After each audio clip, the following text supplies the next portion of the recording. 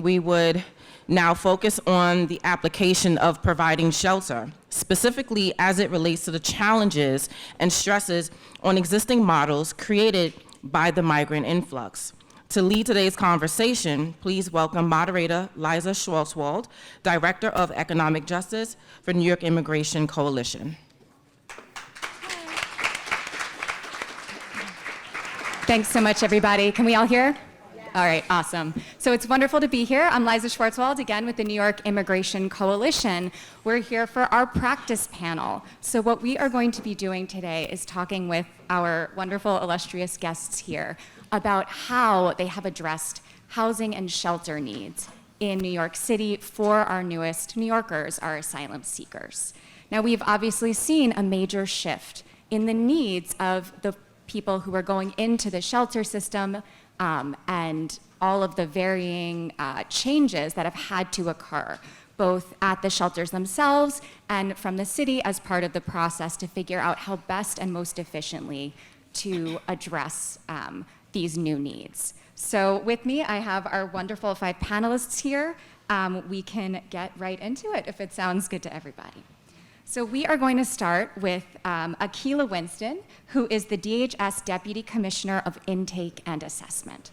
So Aqueelah, wonderful to be here. So the New York City Homeless Services System is one of the most extensive in the country, honed over decades to provide for the needs of people experiencing homelessness. So I'd love to hear from you, how did the sudden arrival of thousands of migrants impact the day-to-day operations for DHS? What changes did you have to implement on the front lines? And how did you work with grassroots partners to address the solution? So you can start with that first question. I can remind you the second too. Okay. Thank you, Liza. And I'd like to start by saying thank you for having me, and a special thanks to our providers for an extraordinary partnership over the years. We could not do this work without you. And so at the onset, I don't think we understood the enormity of this crisis. We had seen what was a gradual increase in applicants from the southern border, and that quickly snowballed into double and triple the amount of applicants that we would see on a daily basis. And so we didn't have time to plan. We had to quickly pivot and adapt to what would become our new normal for the next 8 months before the city response stepped in and we were able to develop a central intake point for the migrants. And so in many ways, DHS has always had an emergency response role. We've managed through Hurricane Katrina, we've managed through Superstorm Sandy, we've managed through the disaster in Puerto Rico, more recently COVID. And so what we do really well is work under pressure. And we know how to set shelters up quickly, and we know how to treat people well. And so we made a commitment that we didn't fully understand the enormity of the issue, but there were people presenting to us on a daily basis that needed help, and we were going to help them.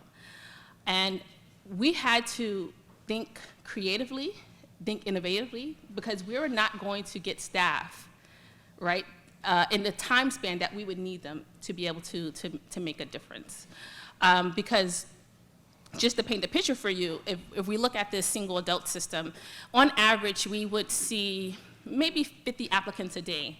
And those 50 applicants are coming in over a span of 24 hours. And so it is very balanced on our shifts. We have three shifts, generally 8 to 4, 4 to 12, the overnight, 12 to 8 midnight.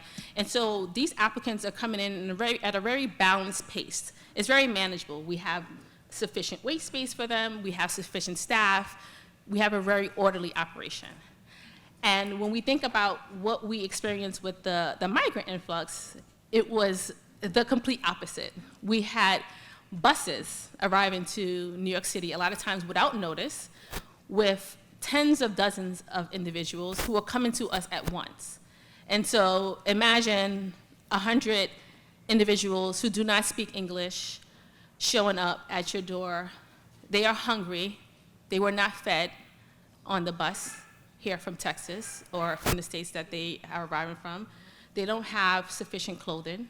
Some of them may not have footwear on, may just have slippers. You have limited space in your intake centers, right? Because I've been here for a long time. I don't want to show my age, but many, many years. And I've never experienced 100 people walking through the door at once. And that was our normal for several months, right? And so we had to think quickly, like, how do we get these folks in? How do we treat them? How do we ensure that they have a dignified experience? How do we navigate this language barrier, right? Because calling the language line, we have access to the language line, but calling the language line, to speak with 100 clients, we would be there we don't have time for that, right? And so how do we mobilize around this crisis? Which staff can we pull that may speak the language, right? How do we support the staff? Because the staff, remember, we just came off the heels of COVID.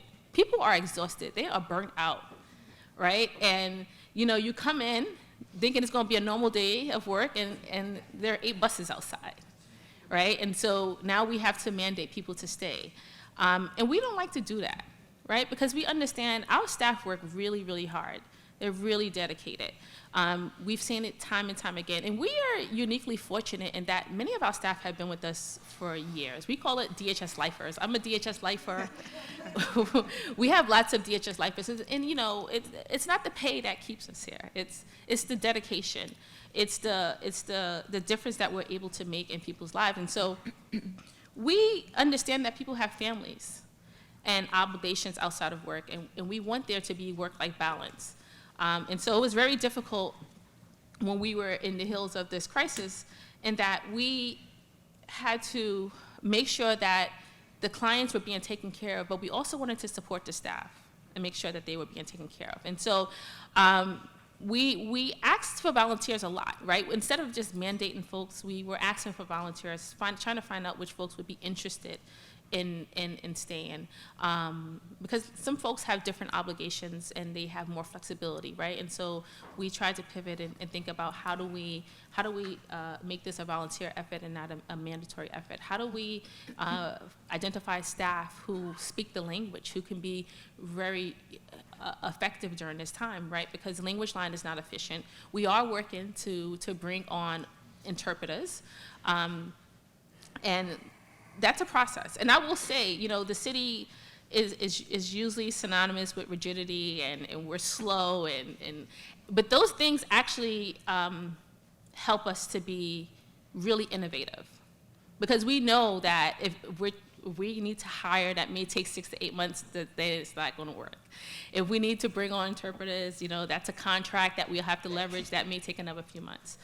We were afforded the opportunity to enact emergency declarations, which allow us to bring on contractors a lot quicker, and so I'll speak about that a little later, but we definitely had to think about how we could respond as quickly and as effectively as possible. And DHS oversees the intake center for single adult men, adult families, and families with children. Our women intake centers are ran by Help USA.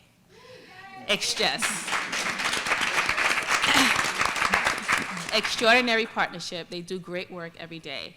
And so I remember, it may have been a Friday night, and this is again at the hills of this migrant influx. I remember Friday night I called Danny and I said, Danny, I don't think I'm going to make it through the weekend.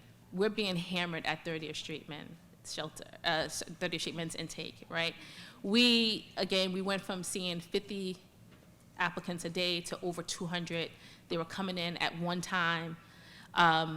We were running out of space. We had to start using the outdoor spaces. Luckily, it was warmer weather. We can open up the backyard and the courtyard, the cafeteria spaces, just so we can have seating space for people.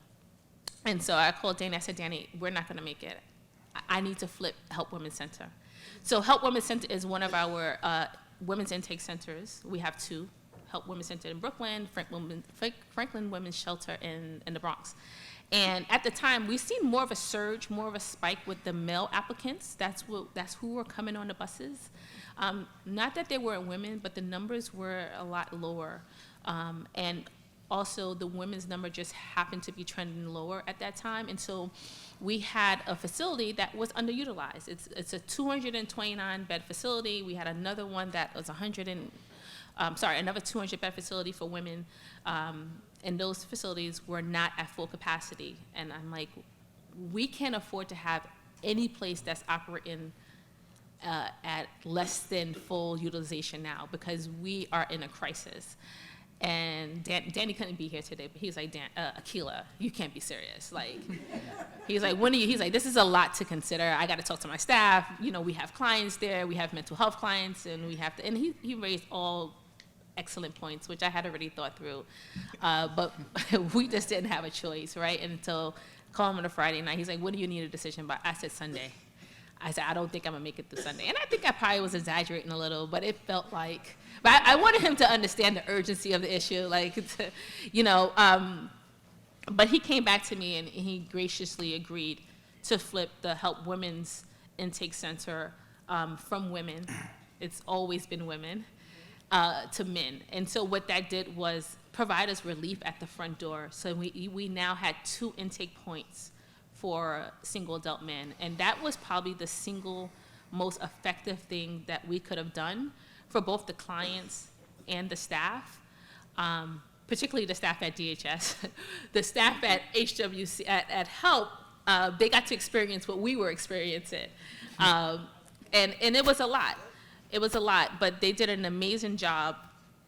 And we've now since been able to flip it back to women, and that's largely due to the citywide response in opening up the Arrival Center and the HERCs, the Humanitarian Relief Centers. And so I say that just to highlight what we needed to do to make this work, right? This was no easy task. And I sometimes, because when you're in it, you're in it and you don't realize how difficult of a situation it is. And the language barrier is just one aspect of it.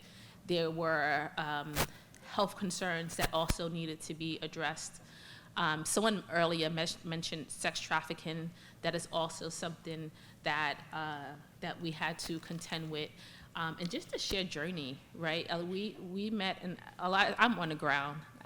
I'm out there with my people, and we've met individuals who had broken bones from their journey, right?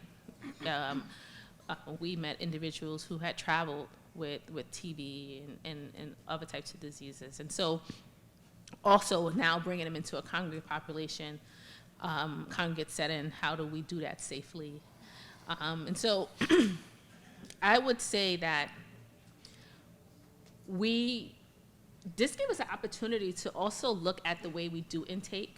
And I think Commissioner Park mentioned this earlier, like, we can't ask the same questions that we ask our traditional clients, right? Their needs are different.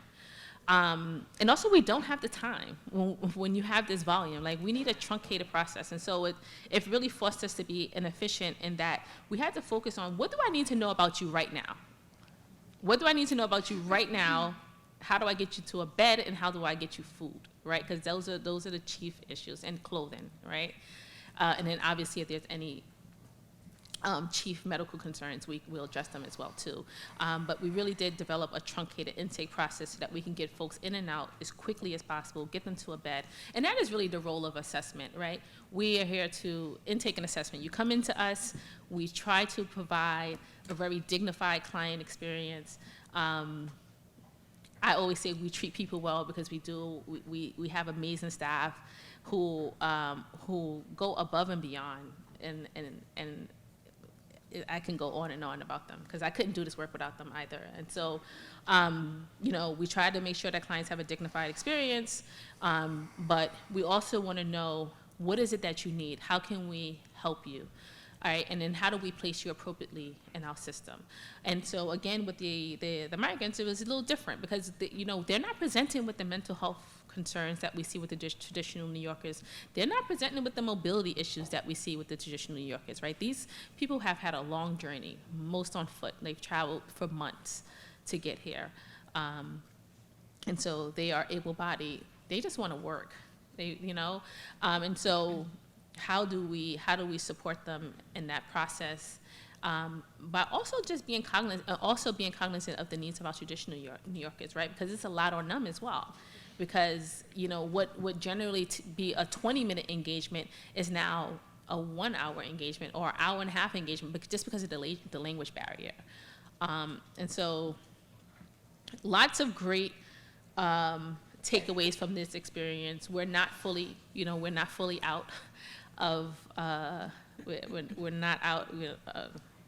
I'm gonna say out of danger. That's a bad word, but we're no longer the primary point of intake because the city has a citywide intake center now. But we still continue to support them, and we still continue to think about how we can deliver services at our intake and assessment facilities in a very efficient way that best supports the needs of our clients. So I think I've said a lot. Yes, but all good things, all interesting things. Thank you, Aqueelah. Yeah. And you,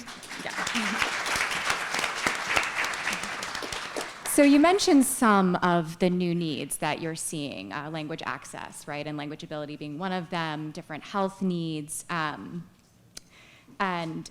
different food needs, et cetera. So my next question is going to be for Jerry Heaney, who is the Vice President of Transitional Housing at Samaritan Daytop Village.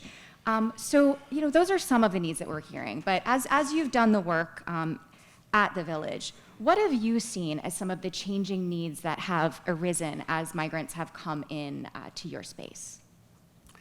So I want to start by saying it's great to see all my colleagues in the room. It's a beautiful space. And I think, before I answer your question specifically, what really helped my organization is we had some background, which was responding to some emerging crises like Hurricane Sandy, when we got a call on a Sunday that we needed to take over a drill floor at the Franklin Armory and handle displaced families. And we said, okay.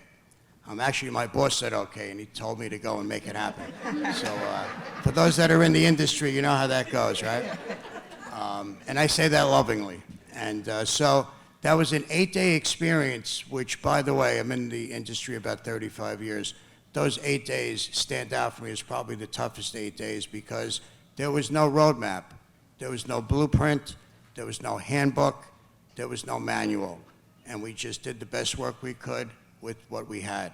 And it was about keeping people safe. It was about making sure people got fed. It was making sure people knew where the bathrooms were. And after 8 days, we were like, thank God this is over. And they all went to hotels. And that became a whole nother project. But that was a good backdrop for us. And we had thought we had seen it all until COVID hit. And then it was density reduction.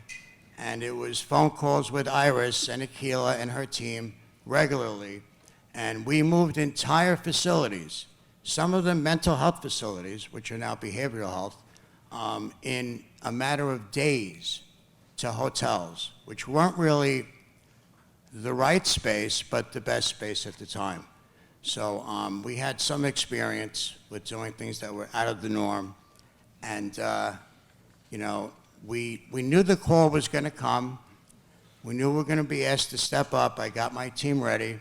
And of course, the call came on a Sunday at about 5 o'clock. My wife says, why do you look that way? I said, I'll tell you about it later.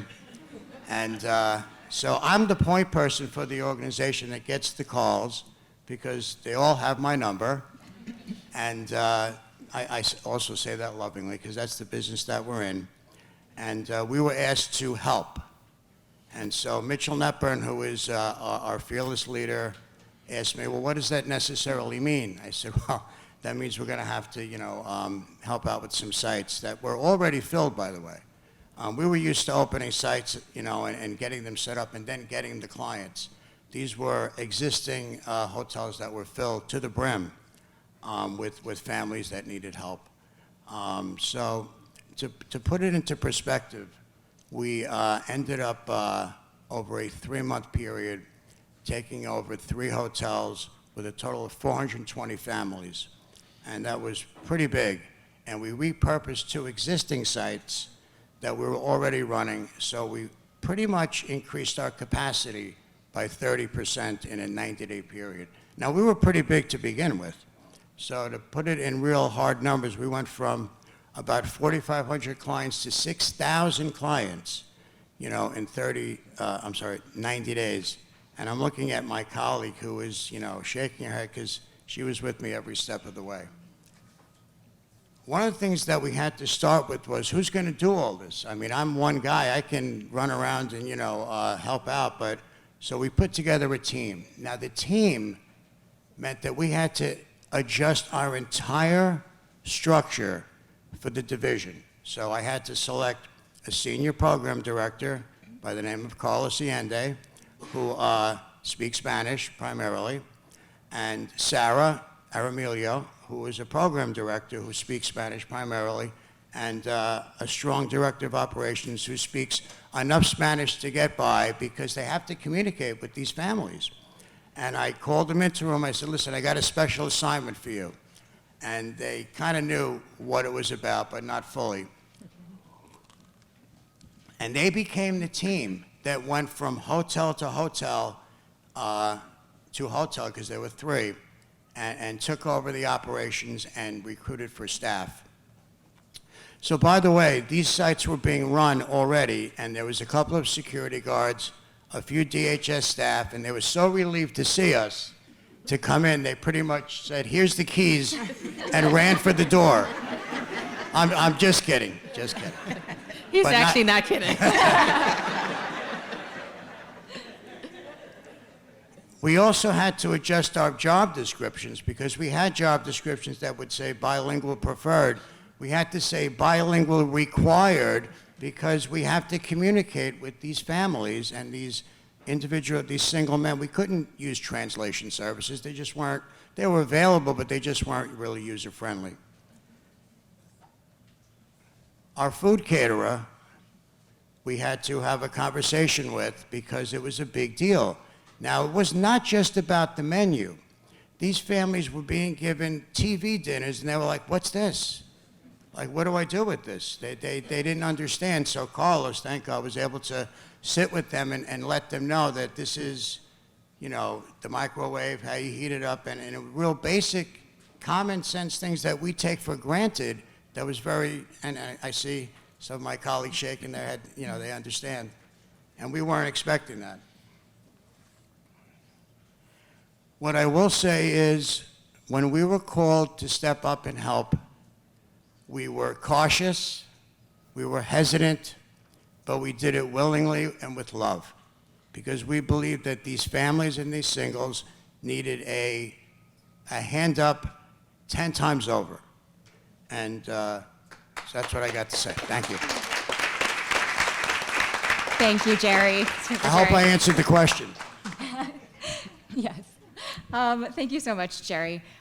So we've spoken a little bit about some of the varying needs that we've seen coming up and really how folks have responded to that.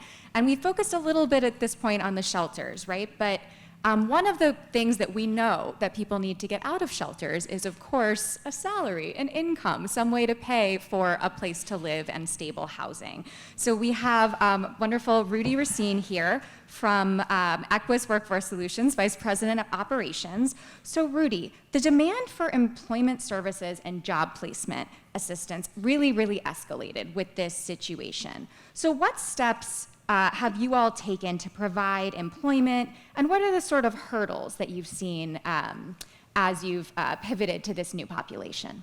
Well, thank you, and I feel I'm a little embarrassed because the hurdles that we overcome are nothing compared to what Jerry and Aqueelah described.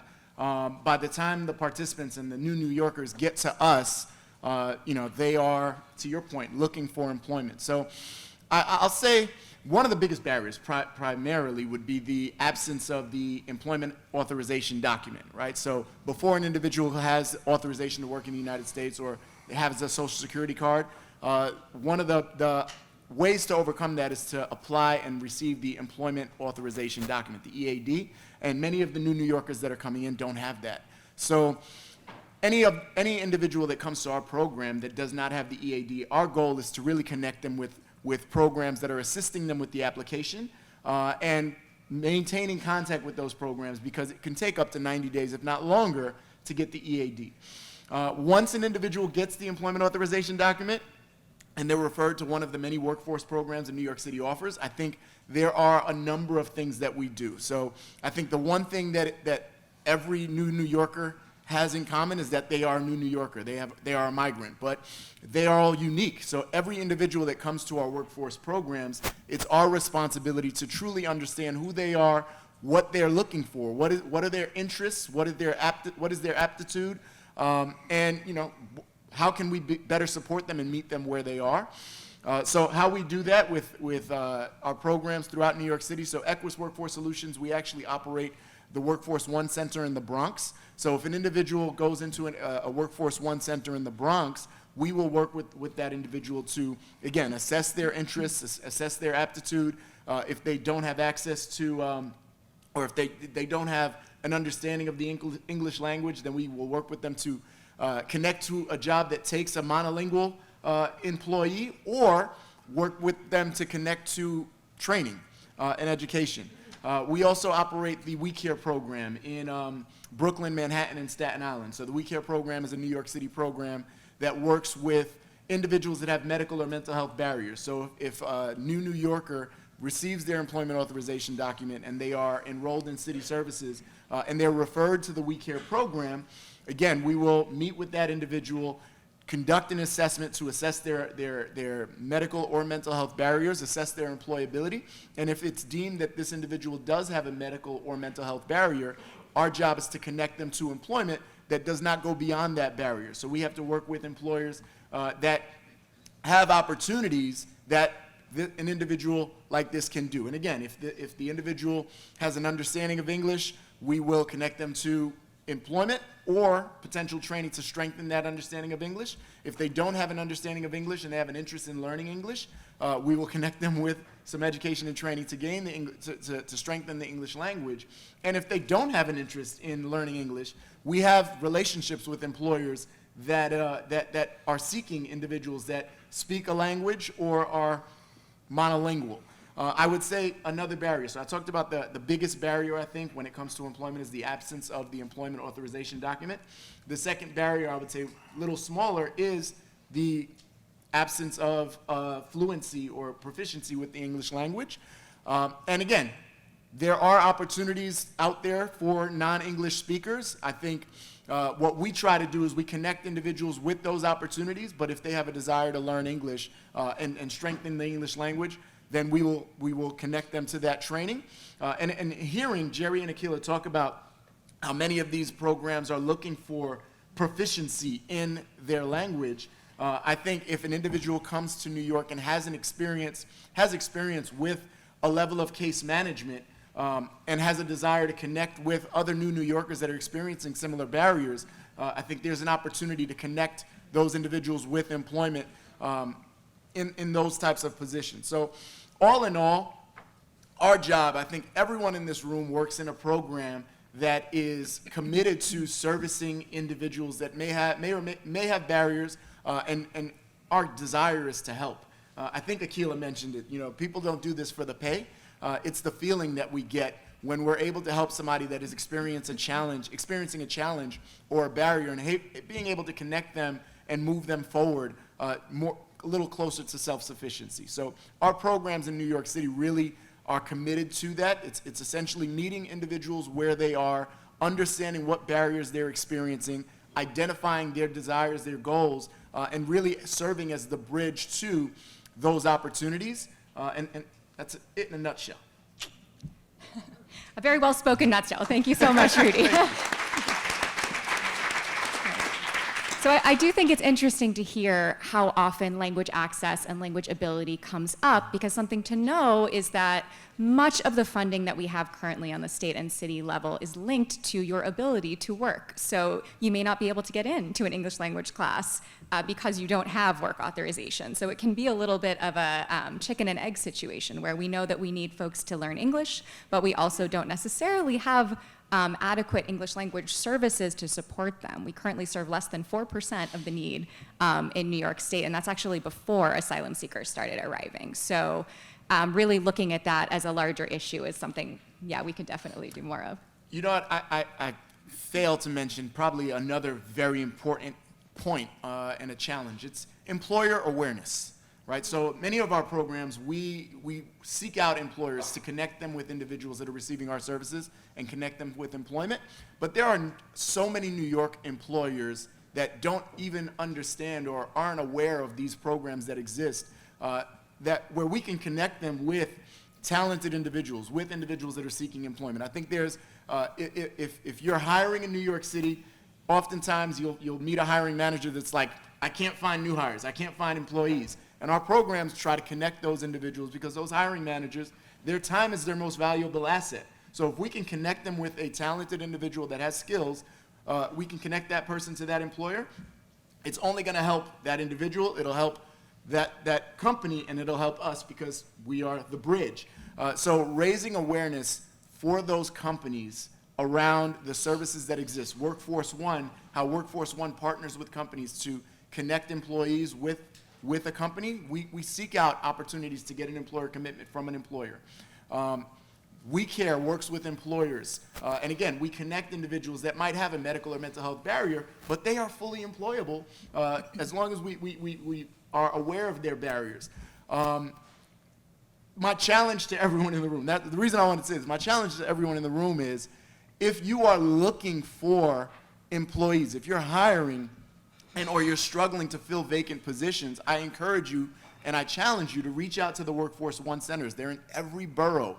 One of their primary responsibilities is to connect with employers and get those employer commitments so they can refer candidates to you to help you fill those positions. I think a common misconception is that our workforce programs only serve individuals that lack education. That is a complete misconception, and we do have talented individuals to refer to these employers. I'm messing up my ers and the e's. But yeah, so I challenge you, if you have vacancies, to seek out a Workforce One program. I'm happy to connect with anyone after this panel, so I can connect you to one of the programs in New York City. While Equus operates the Workforce One in the Bronx, it has nothing to do with the vendor operating it, because these are city programs, and we want to ensure that our support of these programs only further supports the individuals that need the services, and we're impacting our neighbors. All right, I'm gonna stop talking now. For Thank real. you, Rudy. And it is great to note, right, that asylum seekers, migrants, and immigrants more broadly are really bringing a lot to the employment system once they get there. Immigrants, both with and without immigration status, contribute something like $23.5 billion to New York State's tax revenue every year. So, you know, when we really look at this, the more jobs that folks get, the more they're integrated into the system, the better off everybody becomes. Now, my next panelist is someone I expect many of you know, Connie Morales, the Executive Director of Help USA.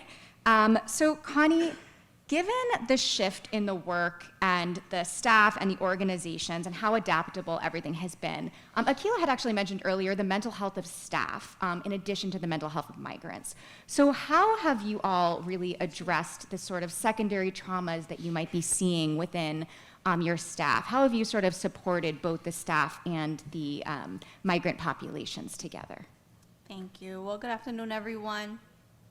So I would like to really testify, right, on what Aqueelah said, even speaking with Danny. And I think it starts from the top, from our CEO and all the way trickles down, right, in the wants and the desire and the belief of the mission. At Help USA, we really believe in the mission to serve families, to serve the homelessness, and to provide needed basic services, and to take that extra step. Along with that, our staff at the site level really care and are really dedicated to our families, which they can also experience transference, countertransference, and second-base trauma. So how do we address that along with all these changes that are happening at city policy level, within the shelters, within the families, what they experience while coming to the states? Well, at site level, we focus on communication. mental health, and supervision. Being present, and that goes from the CEO all the way to the senior vice presidents, the assistant vice presidents, the executive directors, benefits, and goes on and on, right? It's a working team to support our staff in order to support our families. We can't pour into an empty cup. So we, at site level at Queens Sanctuary, we hold monthly staff meetings. We do daily huddles with the staff to see what's happening, do the check-ins, right? Because we're not robots. We are people. We do hear these stories. It is very traumatic to hear the stories of how the families got here and what they're experiencing when they do arrive to New York, where there may have been promises of, okay, yes, I have a place in New Jersey, I have a new place in Arizona, and eventually you'll hear our residents speak a little bit later. The 3 residents here, their ultimate destination wasn't even New York, right? It was a promise, and then the promise, when they finally did arrive, no one answered their call. But at Help USA, of course, we answer the calls, as Danny did for Aqueelah, with switching up the sites, right? We do our daily huddles with the team, our monthly client meetings, to have that open communication with our staff and with our clients, to reiterate the rules and regulations, to say, hey, this is the expectations. We don't see you as just a number. We see you as a person, as an individual with a name, not a unit. We know our families by names, by faces, and their children as well, which I think is so powerful and eventually helps. We ensure that we're speaking all the same language. Our staff are bilingual staff. They have access to language line as well. And share the same mission has helped tremendously with supporting the team. I ensure to reiterate the expectations, agreed upon rules, and the leadership supports the team itself. Within the agency, within Help USA, we have an employee assistance programs as well that provides various mental and medical assistance for the staff who may be facing secondhand trauma for hearing all these stories that they weren't expecting, right? We hear, okay, we're gonna open up a site, it's a asylum site. And many of us said, okay, internally we said, where do we sign up? Let's go, let's do this. And then as we're talking to our families, we're like, wow, this is heavy, right? This is now stuff that we have to take home, that we listen to, right? How do we deal with that? So at Help USA, the agency itself, we do face-to-face counseling sessions.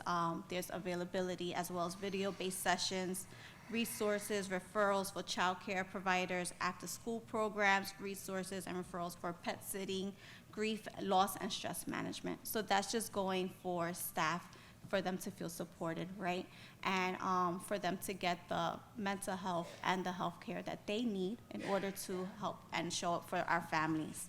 And at the families level, there are things that are apparent, right? The individuals that we serve are undeniably endurance, right? They have endurance, they're adaptable, our families are adaptable, but so are the workers on the front line.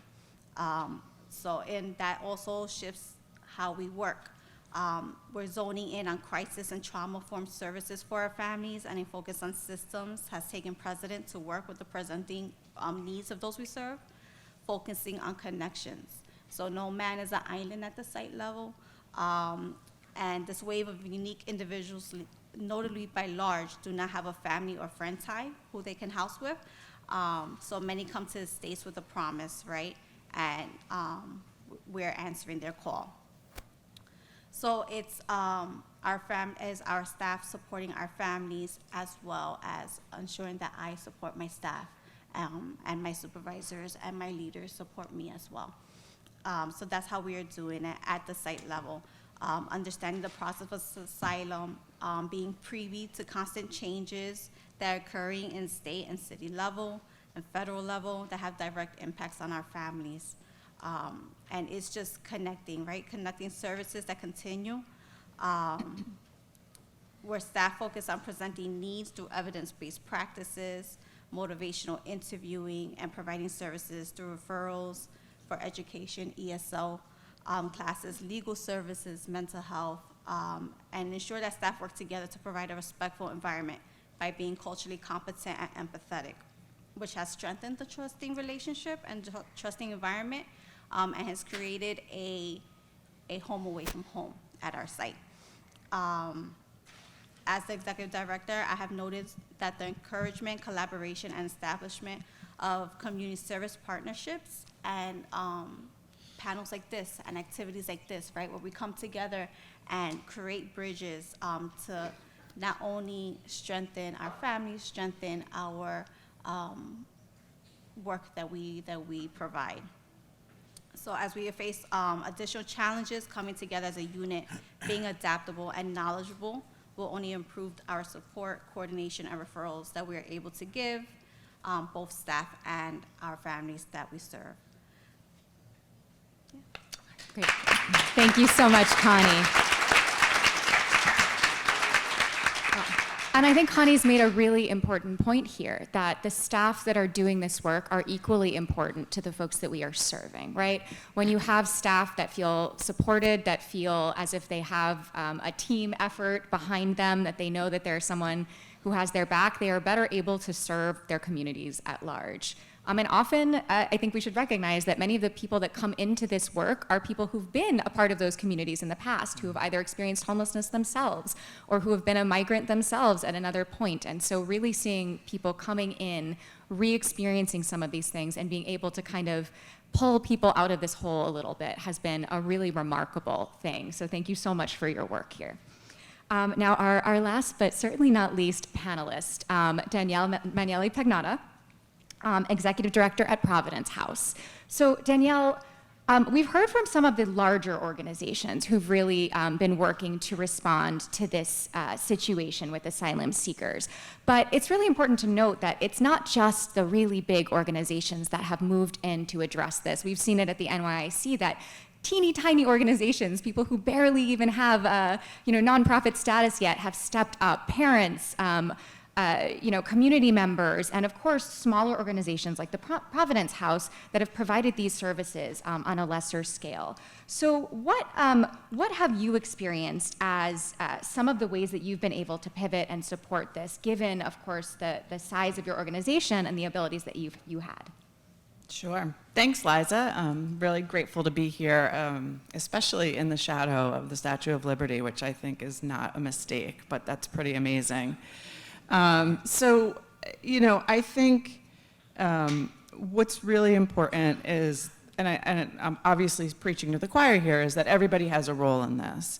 I remember being on an HSU call a couple months ago with leaders of nonprofits around the city, and there was this real moment of tension that we were grappling with, where obviously everybody has been pushed to their limits, but nobody is ready to stop. And I think that that's a really important component to this community of providers and of city officials, quite frankly. Because there are people answering the calls on Sundays, but there are also people making the calls on Sundays, and everybody's busy. I think it's important that we recognize that everybody has a role. That being said, if today was about kind of starting with really big picture thinking and philosophy about the right to shelter and how it came about, and now we're kind of at the practice level, I represent the really small fish in the giant pond. And as Rudy said on our prep call, small but mighty. So, at Providence House, we run a lot of transitional and permanent housing, but on a much smaller scale. And that's always been our MO from day one. But I think what's interesting as nonprofit providers, whether you're running a small or a large organization, we have the ability to be more nimble than the city does. That's just a fact. And, there are certain levels of red tape and bureaucracy that you have to go through, as Aqueelah said, even to just get somebody in the door to do the job, that we, on a Sunday night, as Jerry said, can pull 3 people together who are bilingual, who can kind of lead the charge. And so being nimble is, I think, one of our greatest assets from the nonprofit perspective. So at Providence House, we were small. You know, we didn't have these giant facilities or giant staffs to be able to put up 200 person or family facilities. So what we did was we looked at some of the assets that we had. And you know, this isn't like rocket science, but we had a lot of administrative space within our organization. And so we decided to reach out to legal entities that were providing support to folks in the community and to host them at our site, because we had the ability to give space, and we could give space for free, quite frankly. So it was a small thing, but it was something that I think was helpful to the larger movement. And we actually hosted the New York Immigration Coalition at our site for a clinic. We also did drives for basic support needs. Again, not rocket science, but all the things that we know people were showing up without. We did a lot of drives in our donor community to kind of generate those things and distribute them both at the clinics, but also to other organizations that were doing this work on a larger scale. And then the other thing we did was we used our large gala in the fall to raise awareness about the issue. And that probably doesn't sound like a big deal, but as a nonprofit that was started by a group of, I call them renegade nuns, back in 1979, our donor base is pretty old school. And so this topic can be quite polarizing to a donor base that has, you know, been around for a really long time. And we went right at it and said, you know, hey, listen, this event is about raising both awareness for the issue, but also for the people that are coming through our family shelter. And we had women from our shelter come to the event and, you know, did all the things that we do as nonprofits to kind of bring insight. But I will tell you that there are a lot of people that left that room who had no idea about kind of right to shelter or what the city and the nonprofit community was doing to respond. They hadn't seen someone personally who had come to the city for help. And so, you know, I would invite you all to use those opportunities with your donors to highlight the issue and the needs, because I think it's a good opportunity. And then the only other thing that I would add, you know, they asked us to kind of talk through things that could potentially be helpful. We have a small family shelter in East New York. We have 59 families, don't laugh. So, you know, about 30% of that population are asylum seekers. So we had to obviously pivot in some ways. We brought in a bilingual systems navigator to kind of walk the walk with those people. And our DOE rep also kind of works hand in hand with her to make sure that we're getting those kids into schools right away. But we brought in a couple of new programs, which I'm sure as large organizations you are all already doing, but creative arts workshops with a group called Los Monarques, which was really, really beneficial. They did some pottery and clay work around the themes of home and family. And so we did these things with the intent to serve the asylum seeker families. They were initially done in Spanish, but then they actually benefited the larger population of the shelter. And so that happened with other things too, like after school programming and financial literacy workshops, where we kind of started them for the asylum seeking population, thinking that that would be kind of more the group that it would serve, but it expanded to the larger population. So just a little bit of a flavor of like whoever you are and wherever you are, whatever you do, whoever you represent, we can all kind of have a hand in working on this productively. Thank you, Danielle. Let's hear for Danielle. So remarkably, we're right on time for Q&A. So I'm going to ask that if you have any questions for any of our panelists, if you could stand up and wave so that a microphone could be brought to you. I'll give it a moment. Okay, right over here. And you're free to direct it to either a panelist or to the panel at large. Okay, great. Thank you. This will be to the panel at large. So we at my company feel it's very, very important. We do a lot of outreach. Could you introduce yourself? Oh, I'm sorry. There you go. That would help. Steve Sasso, T-Mobile for Government and Private Sector. We have programs specifically designed for outreach for homeless, folks that are in a mental health crisis, veterans, we have a number of them, and schools. We believe personally that the digital divide is great, that the future is here, but it's just not distributed evenly. And that you cannot find a job, you cannot get your education unless you are connected to the internet and to the rest of the world. So how important and how much of a challenge, I guess, would the panel see that as being with the people coming in?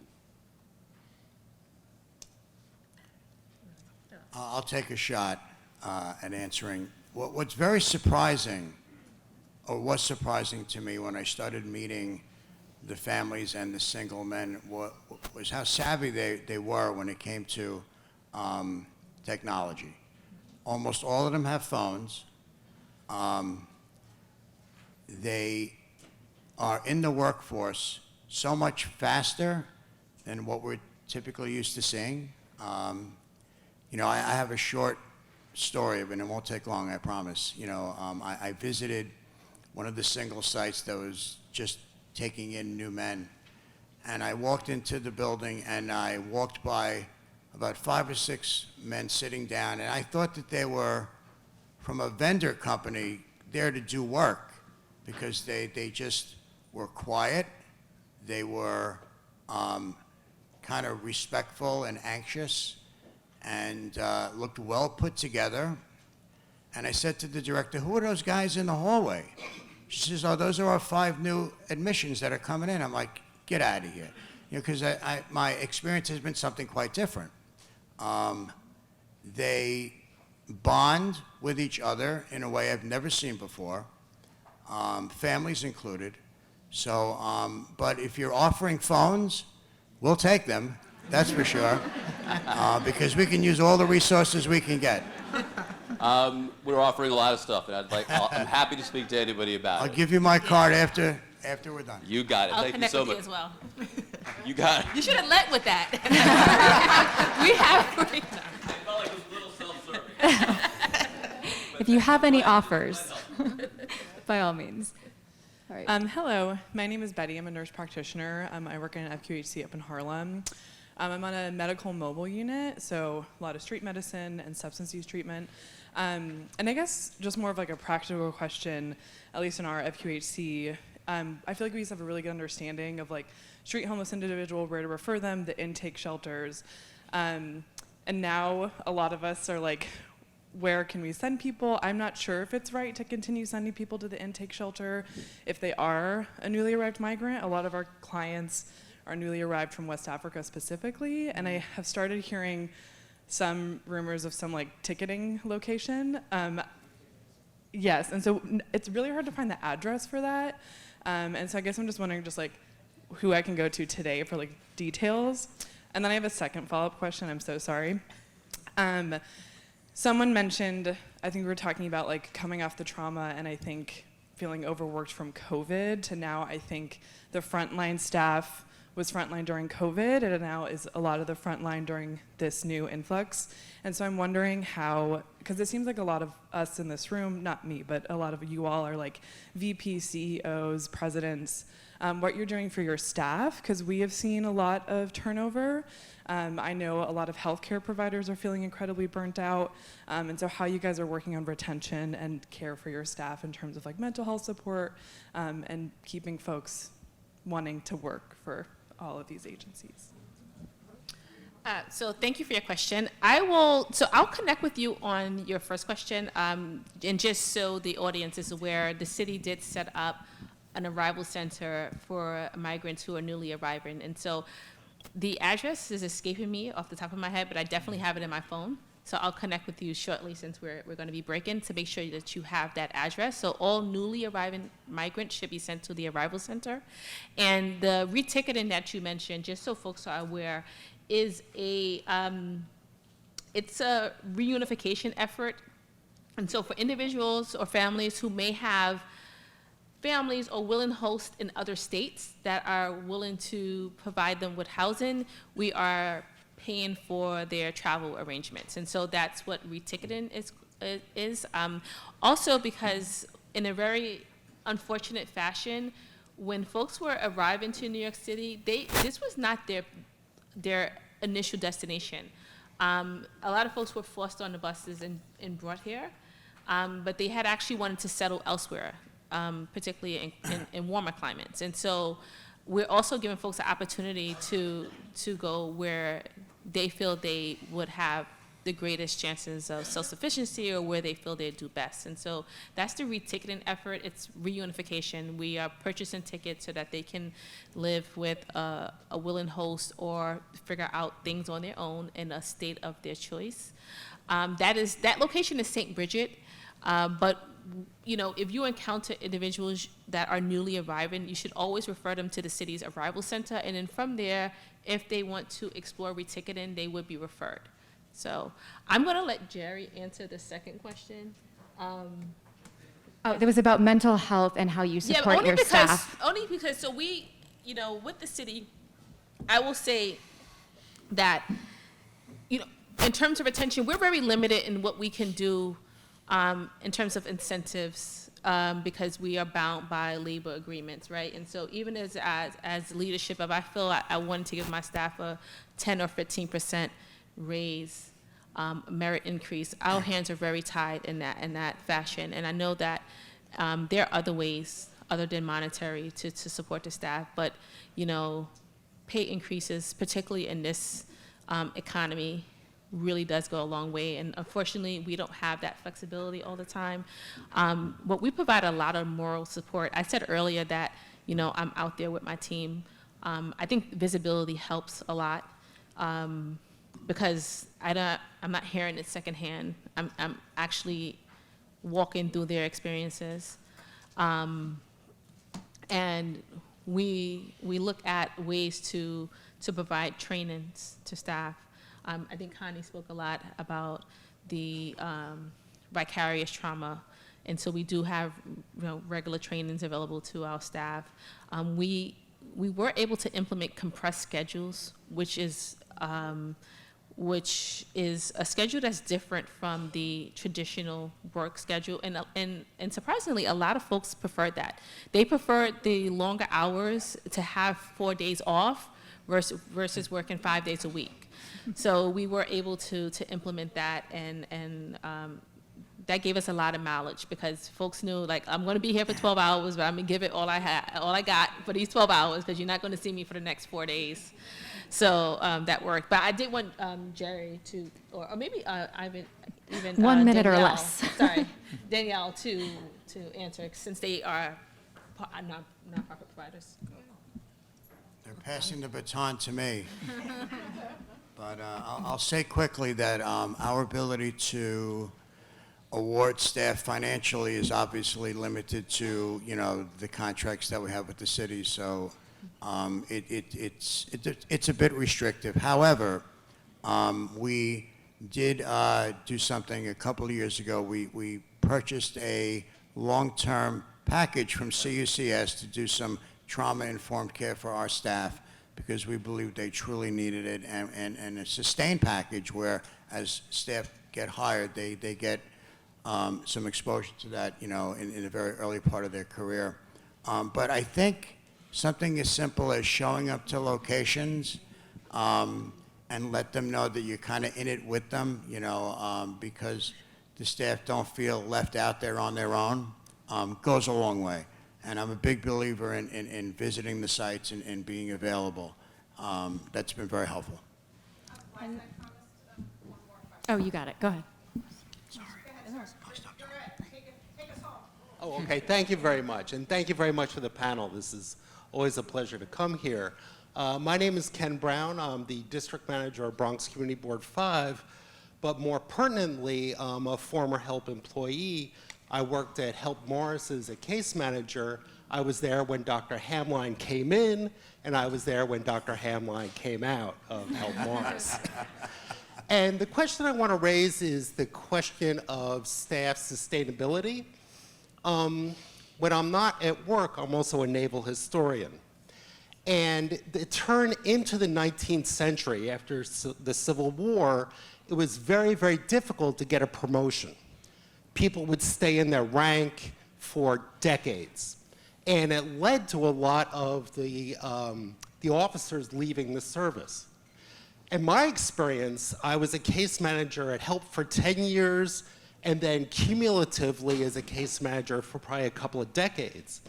And at my last spot as a case manager, I probably drove everyone crazy, and they probably had a hit out on me, because I was just crazy from being a case manager for 20, 30 years. So my experience is that the organizational chart in nonprofits is very flat. And the notion of promotion and the expectations of what I need to do in order to get promoted and when I get promoted is very, very opaque. So what can be done to have a more explicit and robust engagement with particularly direct service staff in a career pathway? We have like 30 seconds for the answer. Whoever wants to take it, I'm sorry, but we have to discuss. So I guess for former HELP employee, current HELP employee who will answer, well, what's happening now is the transparency and actually training and pouring into our current staff.